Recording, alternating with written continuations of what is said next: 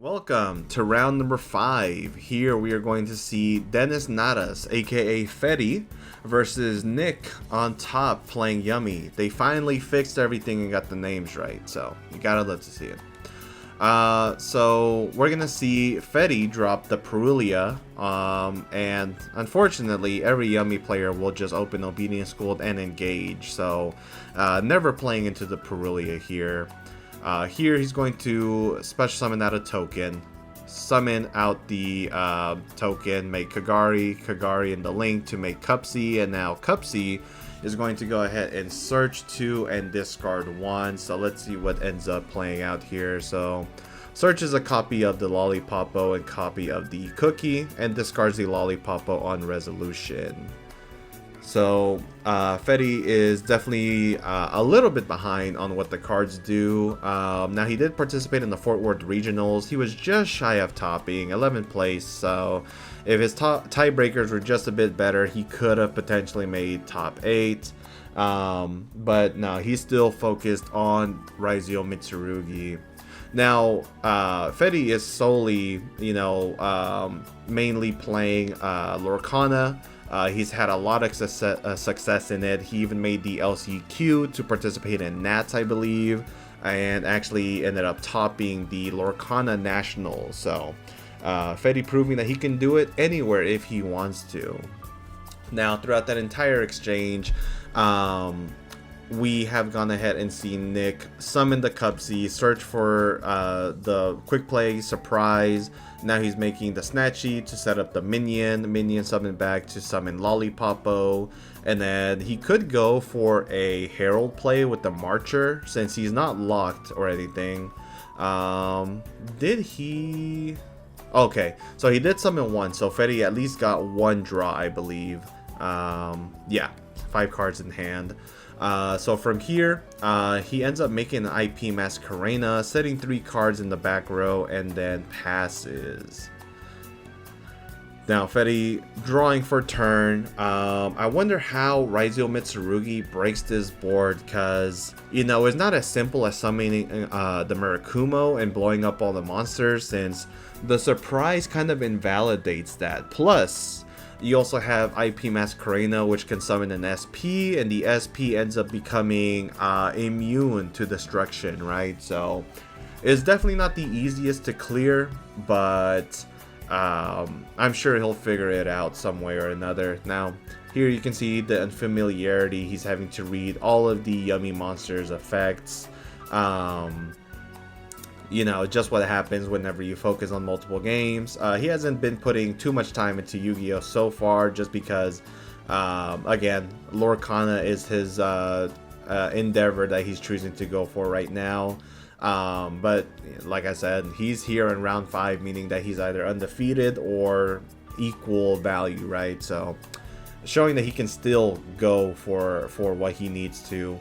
Now here, he is actually going to drop the Fuelos on his own turn, which is actually going to be pretty good, because if the Snatchy uses this effect to synchro summon, he will be able to go ahead and give Fetty draws. So now the Snatchy on field is going to place the Acro Quay onto the field.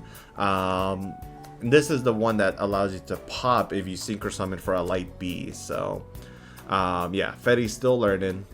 I guess while, they go through this exchange, I've known Fetty for now about 2 years. I met him, I saw him at the Fort Worth Regional, and then I ended up selling him a Rescue Ace core right before it went up in price. So, you could say I negged, but, I gained a good friend out of it. So, I always appreciate that. Really good player. We haven't played each other much. One of the times that we played was during Snake Eye format, where he clapped me up in Swiss, and then I had to run it back and sack him in Top Cut. But that it's just gonna happen here and there. But yeah, no, a really good player. He's actually helped me improve by giving me just a few tips here and there along the way, so appreciate that. Now, onto the game here. We're going to see him summon out X, and he's going to draw probably the Myriologic. the bad thing about Mirror Logic here is that there is not much that you can do in order to interrupt them. So you're probably better off dropping Mirror Logic on the field spell. However, Ryzeal does also play the Sky Blaster, but he ends up choosing the Mirror Logic here. And if I'm him, I would definitely hit the field spell over any of the other monsters, since they're just gonna chain to, you know, dodge it. And yeah, he ends up targeting the field spell, Chainlink 1 X tier to chain block the effect. And is there anything else that Nick can do? Nick, looking at his back row, is going to chain the Imperm, and then is he going to chain Snatchy? Looks like the answer is no. Does Fetty have any other plays? I mean, realistically, Nick doesn't want to go for IP Snatchy because that'll give Fetty draws, but that may be necessary here in the future. So 7 Tachyon will now be activated, revealing a copy of number 104 in order to search him a Ice Ryzeal more than likely. Now, will this Ice Ryzeal resolve, though, is the question. Okay, so nothing happens here on resolution. So we're going to go ahead and Ice, and he has another Imperm. Unfortunate. Now, one thing that he could do is attack or attempt to attack over the Snatchy, but he is going to go for Exciton here. Will this resolve?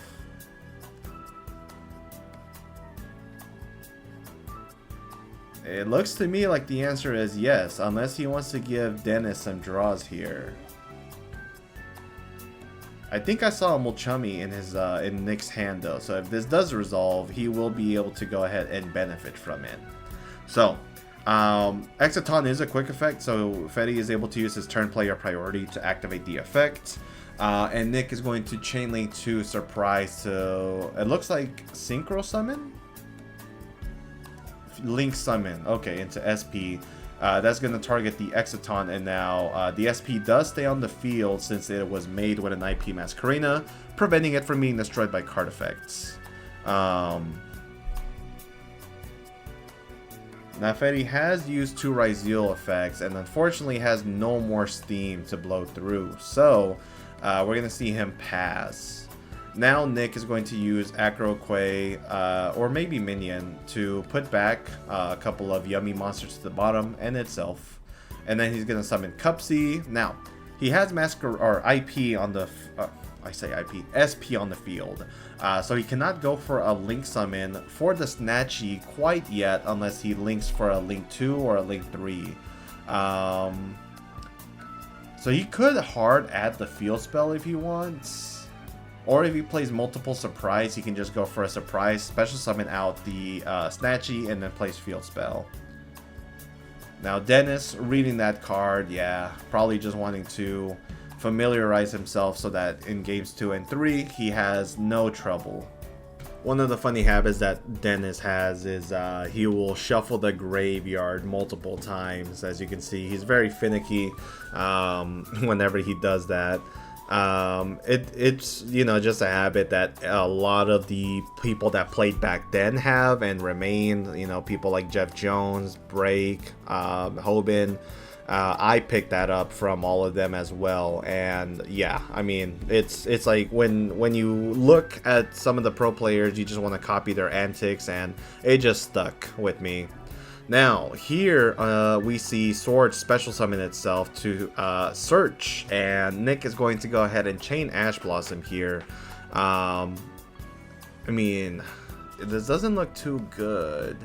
However, it is Acro Quay on field and not Minion, so he should be able to attack over this. Oh, but you know what? If he attacks over the Cupsy, then Nick gets a summon, doesn't he?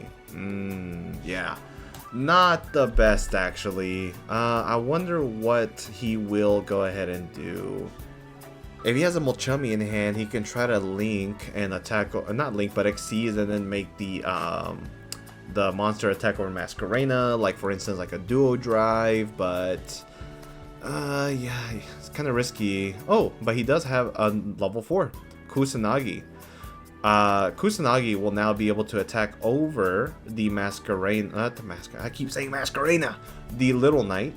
And then if he wants, he can attack over the Cupsy, but then he gets a summon from deck, so maybe he's just gonna let that monster stay for right now, which would be probably okay, and then he can deal with it later here. So he will overlay for a King of the Feral Imps. Now, he could go ahead and attack over the Masquerena first. Probably doesn't need to, but it'd probably be towards his benefit here. Looks like he's debating it right now, looking through his graveyard to see any potential targets in the deck, but looks like he will go ahead and attack over the the Cupsy actually. And now he's going to go ahead, activate King of the Feral Imps. Looks like Acroquay is not going to summon from the deck here, so maybe it's not through battle that it can summon, or maybe he just didn't know. So on the activation of the Feral Imps, the Masquerena will be chained. Oh my god. The Little Knight will be chained, and now Fetty's going to be able to summon out the Murakumo, tributing out probably Saji and Aramasa, and then getting multiple cards off of this interaction, which could be Prayers and Habakiri, and then Prayers can tribute the Murakumo, summon out Kusanagi, add back. I mean, he has a lot of things that he can do here. Now the question is, does he have a way to make Detonator and stuff like that? The odds are probably not, but if Nick doesn't have any follow-up, I think Fetty may win here just out of sheer advantage. We'll see what happens though, because right now one thing that he definitely needs is 2 bodies to go for duo drive. So here we go. Prayers. Does he choose to tribute?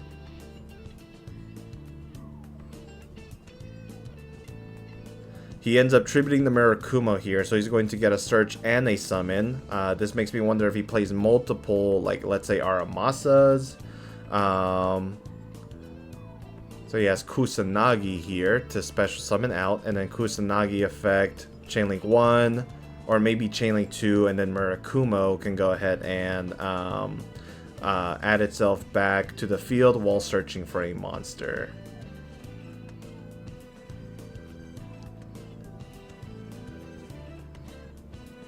Looks like he's adding Saji with Kusanagi here, and then summoning Murakumo to search for another copy of Prayers. So maybe he goes summon out Habakiri by tributing the Saji and the Kusanagi, and then making the Dragluxion. But he didn't add back the Ritual, so I don't know if that would work out. Okay, cool. So he's just keeping it as follow-up. SP returns the Feral Imps, and now he passes back, and he has 3 different yummy monsters here. So he will be able to go ahead and play at the very least. Question is, how will he break this board? It's not the toughest board to break, albeit, but okay. So here we have the Cookie target the Murakumo to drop its attack by 1,000. After a bit of time contemplating, he chooses not to interact with the Cookie on the field. Now from here, he does have the Snatchy summon, choosing not to summon out or not placing the field spell. From here, he will summon the Cookie, and then Snatchy looks like it declared its effect to Synchro. We'll see here. Now from here, we're going to see a Synchro summon of the Cupsy in defense mode. Cupsy is a search 2 here, so he's going to search 2 cards and then discard 1. At this point, he will go ahead and chain the Murakumo, and then he'll chain the Cupsy to summon back. So the effect still could be negated, but if he wants to resolve it, he needs to discard a card here on resolution. So Fetty looking at the graveyard here really quick to determine whether or not he has a response or if he can even do anything as a result. And the current answer appears to be no. So Snatchy and the Cupsy will be summoned out by the Cupsy effect, and then he'll discard the Fuelos, adding himself a copy of Cookie and Cupsy and discarding the copy of Cookie. Now, again, reading the cards diligently to ensure that he keeps them into memory. Now from here, he is going to go ahead and use the effects Cupsy Chainlink 1 to draw, probably Chainlink 2 to place the minion onto the field spell. Alright, now Lollipo will be special summon. He's going to put back a card from the graveyard back to the deck here, which ends up being one of the Molchummies. And I mean, at some point or another, you know, Fetty could go for the Murakumo effects. But again, not Minion, but the Snatchy would be able to use this effect. However, it looks like he's going to go ahead and attack now with the Cupsy. And in the battle phase, I don't think Snatchy can use this effect unless it's the opponent's battle phase. Now, he will be able to use the SP here, probably saving 2 bodies from being destroyed aside from itself. So now he's going to be able to search and special summon by paying 800 and then bring back the Murakumo.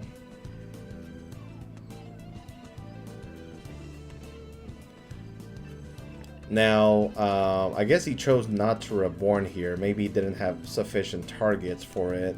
But he is going to go ahead and save the Cupsy and the Snatchy, and prayers will be added off the Murakumo here. So from this point on, we know Nick has access to minion summon back, but he chooses not to utilize it, which I think is a little odd. I think you should have, but it's okay. Now Fetty is going to go ahead and draw for turn. One thing that Fetty should have done, though, is allow the opponent to cut whenever he stacked off at the 7 Tachyon, but I guess at this point it's randomized since, you know, the monster here got shuffled back the Perulia. Now he's going to summon out Saji. Saji will add another copy of Mitsurugi Prayers, I believe, or maybe that's a ritual. Not quite sure.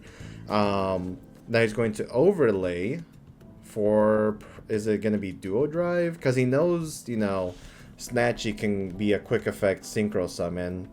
So perhaps making Detonator. Oh, you can't make Detonator here, right? No, you cannot. Maybe it would have been best to just go to the battle phase then. Okay, well, on the declaration of Snatchy, will Fetty respond with a Murakumo? The answer is yes. So Nick will resolve the effect by discarding the Lollipopo from hand, and little by little his hand is going to whittle. So now he's going to attach, and now this is going to Book of Moon both the Murakumo and the Duo Drive. Now Fetty doesn't have to do anything here. He can just allow this to resolve, and then on res flip up the Murakumo and then attack the Cookie, which is only gaining 500 attack at this point. So Nick is in danger of losing resources little by little. Let's see if Fetty makes any mistakes here. It looks like this is where the knowledge barrier ends up being placed. So now, because he summoned the Cookie and the Cupsy from the Synchro effect, not only does he get to draw off of the Cupsy, but Cookie will be able to pop the Murakumo here, which is a little unfortunate. Now, one thing that Fetty could have done instead is just allow these monsters to be booked, flip the Murakumo on resolution. Oh. However, he does get to blow up the field now. And at this point, because he didn't bring back a Snatchy, this is going to allow him to overlay off of the effect from the node here, something back to sword. And is it still make Duo Drive, or do you just go for Detonator at this point? Looks like it's Duo Drive. So he's going to detach those two materials from the top Xyz monster, because it's still an Xyz monster, right? I don't think he has to remove it from a face-up Xyz monster, which is going to grab him Cross plus X, it looks like, and then he should be able to win this game at this point. He could even add Star and X instead if he wants. So, yeah, Nick ends up scooping, and Fetty dragging this game out, but making it worthwhile and winning game number 1. So we'll be right back. Game number 2. Alright, so here we are going to see Nick start yet again. However, Fulos will be dropped by Fetty, and then Ash will be dropped. And Talent. Oh my god, what an insane combination of cards. Fetty scoops him up. Oh, no, he doesn't. He just puts back. I think that was a sword. Yeah, no, that's absolutely tough, man. Getting hit with that combination after you had a long game 1 definitely hurts, but he is going to be trying to play this out to the best of his ability. Let's see if he ends up having it.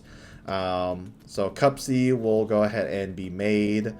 Searching 2, discarding 1, summoning out the Cupsy to search out for surprise, linking for the Snatchy for the minion, and then minion's probably gonna add back, or not add back, but summon back the Cupsy, and then from here he links off for probably Marcher to bring back the Cupsy, and then let's see, special summon out the Lollipopo, shuffle back the Fulos. From here, Synchro into Lollipopo, bring back Snatchy plus Cookie, and then he's going to go ahead and make the Herald of Arclight here. Now, I would say that he should probably link with the Cupsy for another Snatchy, right?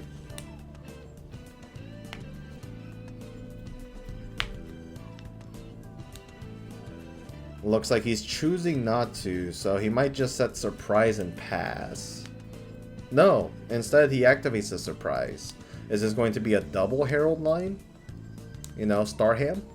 No. Just gonna link for the Ume set the surprise, and then that should be all. We know Snatchy's negated, so he's going to link off into an SP. SP is not gonna banish anything, set 2, and then passes. Ugh. Normal summon sword, that gets judgmented. So yeah, game number 3. In this game number 3, Fetty's gonna start by normal summoning Aramasa, which gets purged, and then he sets 1 and passes. Obedience School will be activated, unfortunately summoning Nick 3 different yummy monsters from the deck, and I mean, it's not looking good for your boy. Not gonna lie to you. From here, he links into the Snatchy. Snatchy is going to go ahead and place the minion. Minion will now summon back out the Cupsy. And let's see. He's reading the minion. Cupsy will be able to now search for the Yummy Way, I believe. Or the surprise. I'm sorry. The Yummy Ways are the synchros. And then from here, it looks like Nick is going to go ahead and attempt to just go for game. If Fetty has Nib here, that would be really big, but sources say that he does have it. Nibiru here will give him a token, and all of the Aramasa will actually be able to trigger now because it got tributed. So he will go ahead and add himself a Habakiri. Amazing. That's why I love this version of the deck. Just being able to actually play Nibiru makes a big impact in the Yummy matchup. Plus, you know, Mitsu and Ryzeal cards are cool as fuck. So, anyways, Nick, is he going to be able to follow through with this? We know he has Surprise. So Surprise will be utilized to special summon out a... it could be Cookie. It could be Lollipo. Looks like he's going to go for... Oh, what's he thinking? Okay, so it's going to be Cookie. Cookie to reduce Nib to 2,000 attack now. And then he's going to link off for the Snatchy. What else? Okay, so he special summons Cookie. Synchro summons into Cupsy. Cupsy's going to now be able to search him 2 cards. Which is going to be the Lollipo and a copy of the Cupsy, discarding the copy of Evenly Matched. Special summon out the Cupsy, and then what here? I mean, you could make the 3rd Snatchy, and then Synchro into Lollipopo. So I think Nick potentially still has a way to have game on board. Let's see if he ends up sequencing this so to actually do so. Okay, Link special, shuffle back Aramasa, I guess, and then synchro into Lollipo. Lollipo is going to bring out 2 yummy monsters from the graveyard, and Minion is going to boost their attack for a total of 2k total at this point. So yeah, I think it's dangerous waters for Fetty here, because this here will be 3k on res, and that's also 3k. Yeah. I don't foresee Fetty staying alive here. So here we're gonna see him swing for, I believe that's 22, and then the field spell is gonna make this game if he has no other effects here to like summon out, such as a prayers pay 800 to summon something in defense.